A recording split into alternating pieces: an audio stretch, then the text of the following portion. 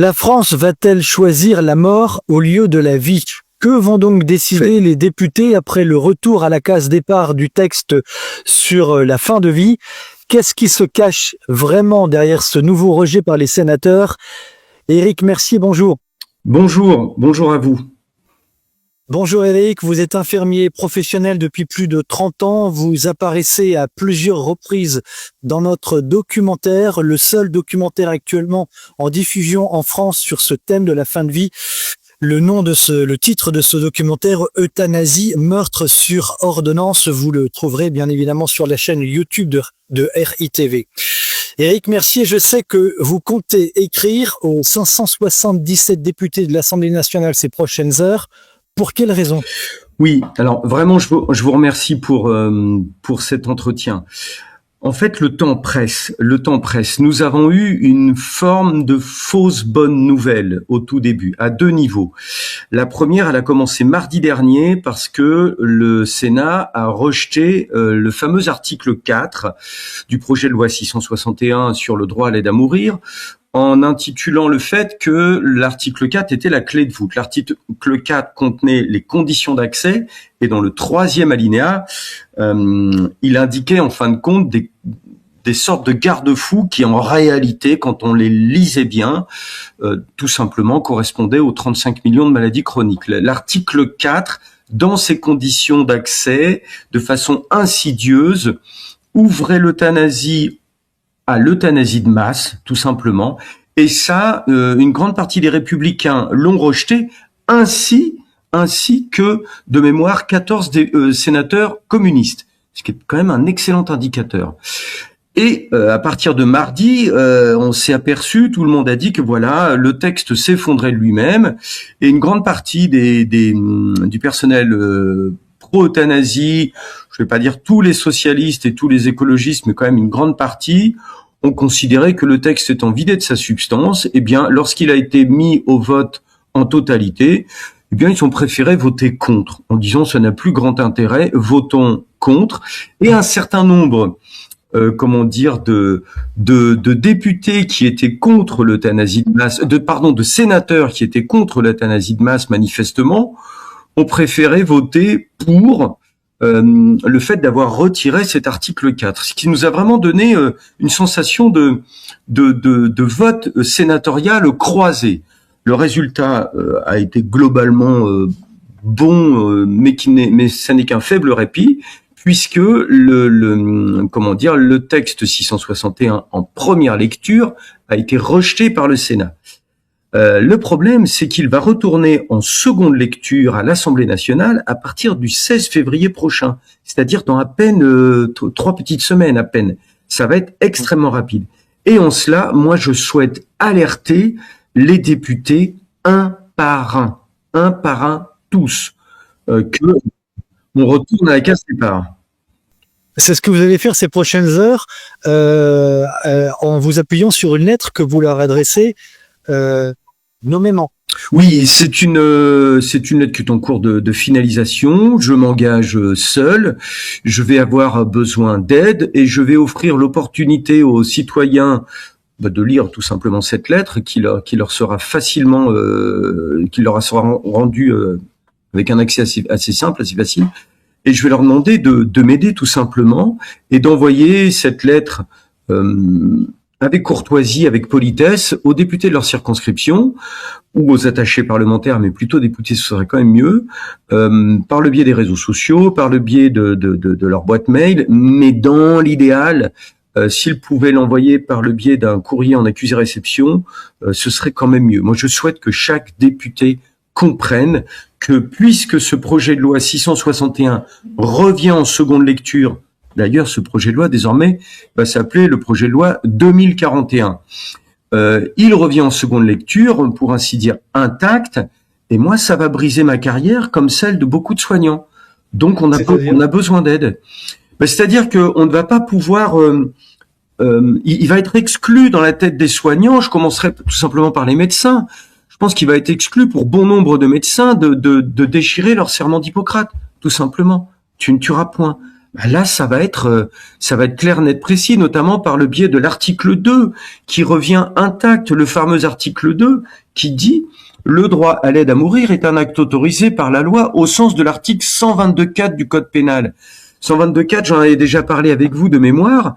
Le 122.4, c'est l'article qui permet de proposer dans le Code pénal la déresponsabilisation à un policier qui a été contraint de tuer quelqu'un dans le cadre d'une procédure extrêmement précise. Il est possible de dire à un policier, oui, vous avez tué quelqu'un de façon intentionnelle, mais le 122.4 vous protège parce que c'était dans le cadre d'une procédure admissible. Eh bien, ce 122.4 dira aux infirmières, aux médecins, aux pharmaciens, oui, vous avez tué quelqu'un, mais puisque c'était dans le cadre d'une procédure bien précise et que vous l'avez respectée, vous ne serez pas reconnu responsable pénalement de ce meurtre. Oui, précisément, Éric Mercier, je lis, on entend ici et là que le texte qui a été présenté au Sénat, je l'ai vu encore dans un article dans la presse parisienne là ces dernières minutes, que on dit que le texte a été vidé de sa substance. Mais vous affirmez le contraire. Alors, oui, je confirme, si vous voulez, qu'il a été vidé de sa substance, mais pas sur la vraie clé de voûte. Il a été vidé sur la clé de voûte qui nous a été vendue sur l'euthanasie de masse, les maladies chroniques, mais au-dessus, il y a une autre clé de voûte qui dit le 122.4 est maintenu. Et d'ailleurs, le droit à l'aide à mourir est devenu l'aide médicale à mourir. Le 122.4 est maintenu et toujours dans les conditions d'accès.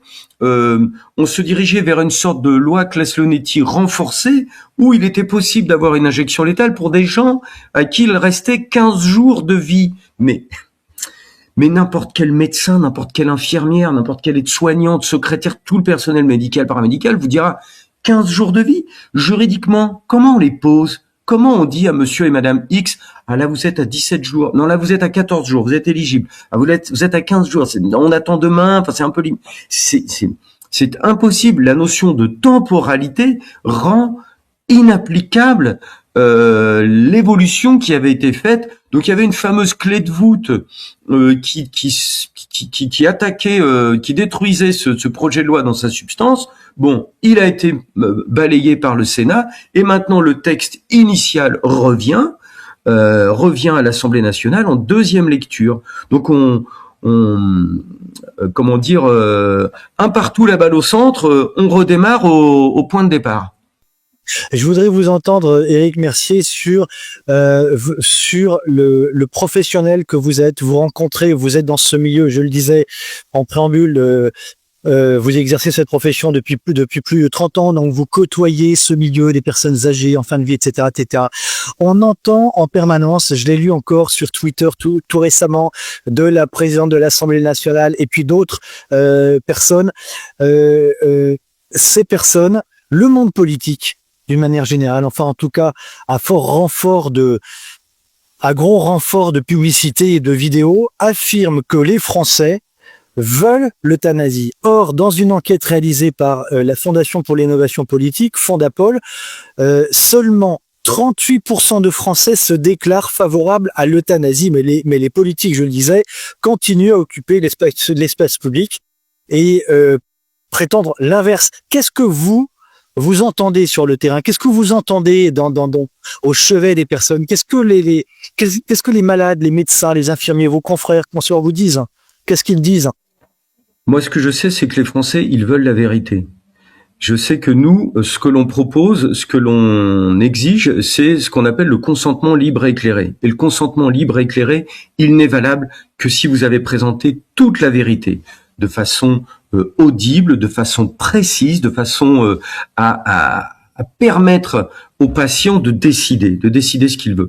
Quand on donne tous les éléments de vérité, on s'aperçoit que les gens sont plutôt opposés et sur le terrain, ils sont dans la peur. Moi, je reçois des coups de téléphone réguliers. Hier encore, une dame, son papa est hospitalisé, il a fait une très forte fièvre, il a 82 ans, il a fait de la réanimation, maintenant il va mieux et il est pris en charge dans un établissement public, dans un service de médecine, totalement débordé, dépassé, épuisé écœuré. Et ce petit monsieur, on a peu d'infirmières, peu d'aides-soignantes pour s'en occuper. Il se recroqueville dans son lit, il mange de moins en moins, il est un peu perdu, un petit peu énervé. On commence à le passer sous Xanax pour essayer de le calmer un petit peu. Du coup, il comprend plus rien, il est encore plus perdu. Les journées s'accumulent, ça va faire 15 jours qu'il est pas sorti de son lit, fonte musculaire, il commence à se recroqueviller, et tout doucement, il y a un médecin qui commence à dire oui, sa grosse infection pulmonaire, c'est vrai qu'on l'avait vaincu, mais est-ce qu'on n'est pas un petit peu en train de rentrer dans le cadre de l'obstination déraisonnable pour votre papa? Donc tout doucement, on est en train d'amener par petits pas une légère autosuggestion qu'il va peut-être falloir va vraiment pour sa dignité, etc. Non, il y a des familles qui comprennent très très bien que l'hôpital est débordé, le collapse hospitalier instauré par nos élites depuis déjà la fameuse T2A, la tarification à l'acte, mais qui là est rendue à un point quasiment de non-retour depuis ces dernières années. Ce collapse produit ses effets. Il y a un effondrement des capacités de soins. Les familles s'en rendent compte, et tout doucement, là, on est en train de proposer aux gens que il y a peut-être d'autres possibilités. Donc, le terme euthanasie n'est pas employé. Au tout début, on va employer un autre terme. C'est peut-être que vous savez, la sédation, ça permettra d'apaiser, ça n'apaisera aucune douleur. Hein. La sédation, je suis désolé pour les gens à qui je donne l'information. La sédation, c'est juste pour faire dormir la personne. L'analgésie, lutter contre la douleur, c'est d'autres traitements. D'accord? Mais la sédation, j'en ai déjà parlé avec vous, et puis je renvoie les gens sur le documentaire que vous avez fait, pose un véritable problème, notamment en termes d'œdème pulmonaire. Donc, moi, je réclame un moratoire, mais ce que les gens disent sur le terrain, c'est que ils sentent bien qu'il y a des choses pas claires. Et moi, je me suis rapproché d'un conseil de l'ordre que je nommerai un petit peu plus tard, mais qui a déjà commencé par faire dans une grande ville régionale il y a quelques mois, en décembre dernier, un magnifique colloque avec une bonne centaine de médecins, et qui commence à dire il faut que l'on réfléchisse sur le modèle québécois, le modèle belge. D'ailleurs, on vous fait venir des médecins belges, des médecins québécois dans ce colloque pour que vous autres, chers médecins traitants du département, vous puissiez envisager d'aller vers de l'euthanasie, puisque d'autres le font et que nos élus commencent à nous y préparer. Donc, tout doucement, les choses avancent, sont sur une pente glissante. Moi, je suis inquiet. Là, le projet de loi 2041 euthanasie repart donc à l'Assemblée nationale en deuxième lecture, intact au projet de loi 661. Donc, il repart à l'Assemblée nationale pour le 16 février. Ensuite, il repartira en seconde lecture au Sénat. Certaines voix nous ont dit ce sera pas avant le mois d'octobre. Ça dépend. Si Monsieur Larcher, il joue un petit peu le jeu, il peut très bien accepter de mettre ça en seconde lecture au mois d'octobre. Mais Madame Beaune-Pivet a bien dit non, il faudra que ce soit traité avant l'été. On a bien compris que les promoteurs de l'euthanasie veulent que le sujet soit fait à marche forcée, pour que les Français comprennent peu les enjeux. Moi, je suis plutôt pour le moment pessimiste. Mais tout est encore possible. On va avoir besoin de tout le monde. Ce qui est certain, Éric Mercier, c'est que pour rebondir sur ce que vous disiez à l'instant, il y a une véritable hypocrisie sur l'utilisation des mots. On est passé de euthanasie à fin de vie. Enfin, en tout cas, il y a une vraie hypocrisie sur le langage utilisé. Ça, c'est une certitude. Votre lettre, donc, va aux 577 députés, va partir ces prochaines heures. Oui. Là, c'est en cours de finalisation. Ça va partir pour ce week-end. Très probablement, et ce sera extrêmement simple à envoyer, et à transmettre, toujours avec politesse, courtoisie vis-à-vis de nos élus, toujours avec politesse et courtoisie, oui, toujours. Alors, pour conclure, à l'heure à laquelle nous sommes, jeudi 29 février 17h20, nous n'avons pas encore cette lettre. Peut-être que à l'issue du montage et la réalisation de cette cette interview. Éric Mercier, peut-être que vous nous ferez parvenir cette lettre, auquel cas nous la présenterons bien évidemment à nos auditeurs et téléspectateurs. Oui, ce sera Voilà. très simple. En fait, je vais vous donner une adresse mail. Les gens auront juste à envoyer un mail sur cette adresse et ils recevront tous automatiquement la lettre au fur et à mesure. Très bien. Donc, ce sera très facile à transmettre et ce sera accessible et voilà. Ouais. Merci beaucoup, Éric Mercier, d'être intervenu sur RITV. Merci à vous. C'est moi qui vous remercie.